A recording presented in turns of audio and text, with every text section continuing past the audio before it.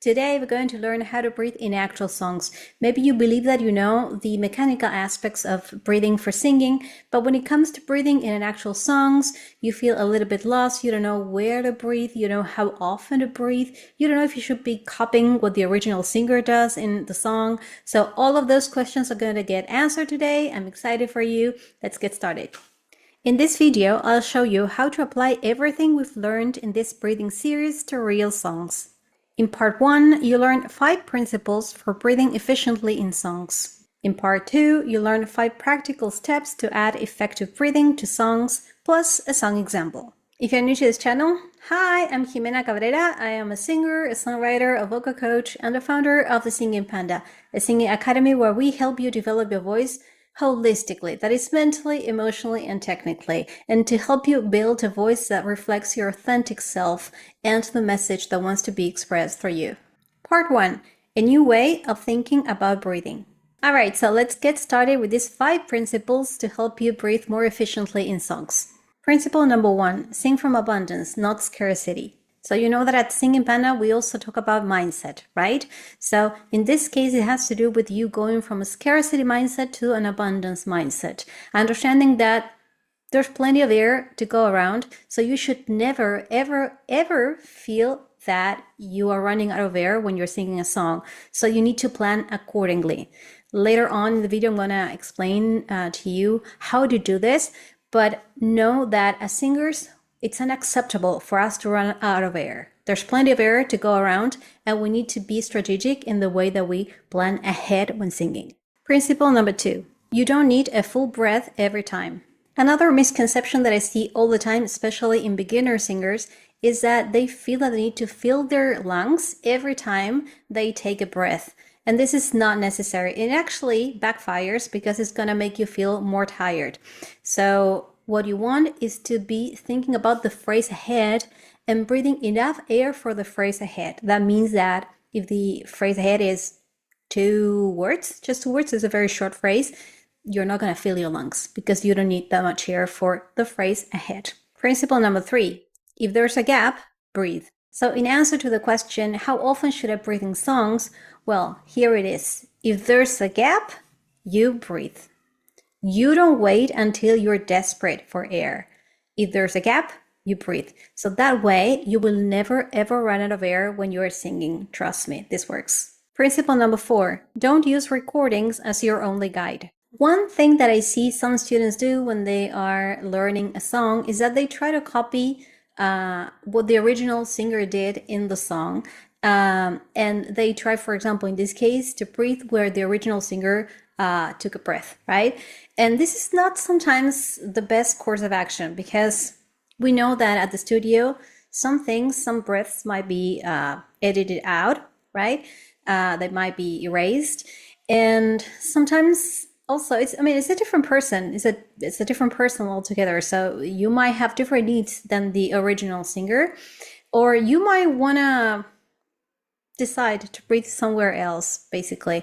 So you might want to use it as an example of where you could take a breath in songs, but to try to copy and emulate what the original singer did in the song is not usually the best course of action. My advice is try to be in tune with where you need to breathe and then plan accordingly. Principle 5, find what works for you. So this is obviously connected with the previous principle number 4. Why is it important for you to find what works for you? Because whether you know it or not, and this is something that I encourage my students to do, when you are taking a song, right? Say you want to do a cover of a song, and even though you were not the actual writer of a song, once you start to sing it, the song is yours. So you have to start to learn how to take ownership. So that's why it's important to, even when it comes to technique aspects of singing, this is not necessarily interpretation, though it could be the beginning of how you interpret a song. Choosing to breathe in a different place, for example, will give a line a different air. For example, if you are deciding to cut a line into 2, then that will make you adapt the rhythm of the line. And so you may end up having a line that sounds a little bit different from the original. And so that could be one way in which you choose to make a song your own, right? So that's how you start to work on interpretation of a song. So it's important for you to take ownership and say, okay, so this is a song that I'm choosing to sing. This song is mine now. So I'm going to do with it what I feel I need to do with it, or what I feel that the song is asking for. So this is one way in which you can start to work on making the song your own. Part 2, how to study a song. So in this part, you're going to see how to go from learning the mechanics of breathing to actually being able to apply it in a song. So I'm going to give you different steps that you can follow so that breathing in songs is consistent and doesn't feel overwhelming, especially at first. Step number 1, start with slower songs. If you're just beginning to learn how to breathe in songs, what I strongly suggest that you choose slower songs. Why? Because speed always increases difficulty in songs. If the song is faster, it's going to add more challenge because you have less time to think. Gaps are going to seem shorter. So for that reason, it's much better if you choose songs that give you time to adjust and to begin to build some consistency when you are breathing. And then later on, of course, you can always add to your repertoire songs that go a little bit faster so that you can test yourself and see if you can still keep consistency when the song is going faster. So remember, start slow and then increase difficulty later on. Step number 2, mark your breaths. So this is what I ask my students to do. Basically, they need to pull up the lyrics of the song and they can print it if they want to. But what they need to do is they make a mark every time they are planning on breathing in the song. So first we analyze the song and we say, okay, so these are the places where it makes sense for us to breathe. And so you make a mark, and then when you are about to sing the song, you have the lyrics in front of you with the marks on them. And what you do is to try to be consistent and try to follow follow your plan basically. So if you said that you were going to breathe somewhere, then you try to do it. And this is how you start to build consistency.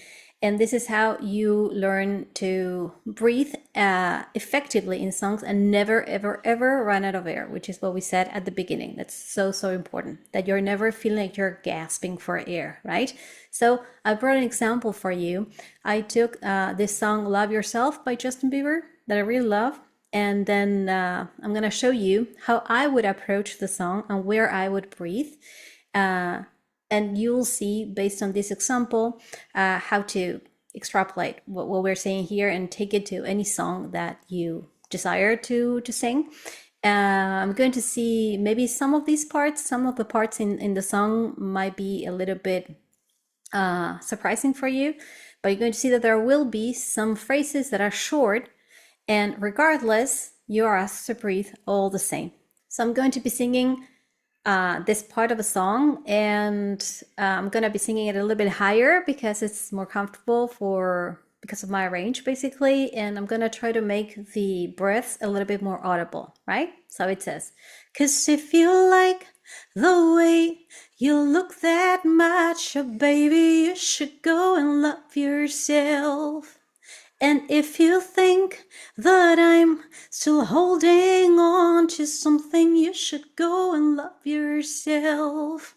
This is such a fun song to sing. It's got such a good groove. Well, I hope it was clear from me doing it, how it's supposed to go. And you see that I'm breathing, even though the lines ahead, the phrases sometimes are short.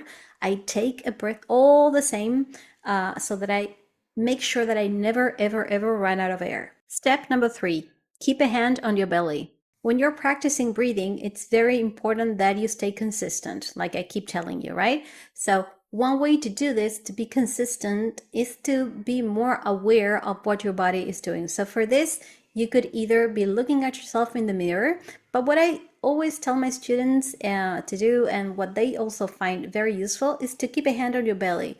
So that way you're not only having to remember to breathe, but you're also able to see, to feel your belly expanding when you are taking in air, and that also helps you remember that you have to do it. Like I told you in some of the previous videos, if you haven't watched it, go ahead and do so, because they are explaining you the mechanics, explain to you the mechanics of how to breathe.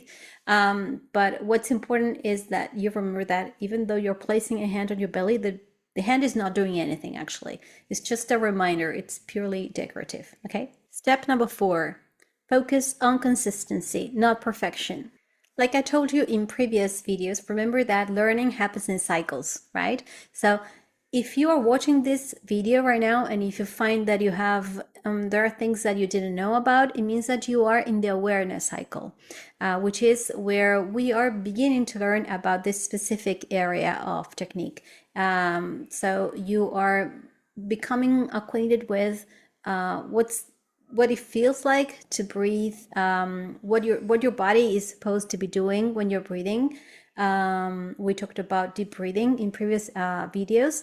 So what is supposed to be happening when I'm breathing, how it's supposed to feel when I'm breathing effectively, and now we're seeing how to breathe in songs, and we're trying to gain more consistency when we're breathing in songs. So all of this happens in the awareness cycle.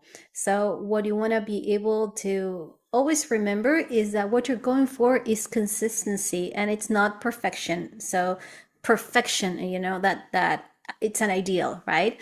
But this idea of becoming a master at singing and being able to sing with a lot of freedom, and not basically in this case what it would mean for you to be a master at breathing would be you not having to think about breathing, but that comes later on. So don't look for that right now. What you want is to become more aware and get more consistent in your practice. But if you're trying to, or if you're expecting actually to not have to think about breathing in this stage, then you're gonna get a little bit frustrated, and we don't want that. Okay, serious recap. So let's quickly recap what we've covered so far. We talked about throat tension and how it's linked to breathing. We explored deep breathing. We discussed how to keep a stable sound. We analyzed how to go from beginner to pro at breathing. And in this video, we learned how to apply these ideas inside actual songs. I hope you found this video useful. If you want to go into more depth into the concepts that we explored today and other concepts related to technique, singing technique, but also concepts that have to do with you handle your emotions when you're singing and your mindset as well. I invite you to check out Roadmap to Singing Mastery, the Singing Panda Way, which is an ebook that I created for you to lay a solid foundation as a singer. And well, as I always tell you, if you like this content, please like, subscribe, comment as well, and turn on the notifications so you don't miss the next videos coming up. In the meantime, happy singing, everyone!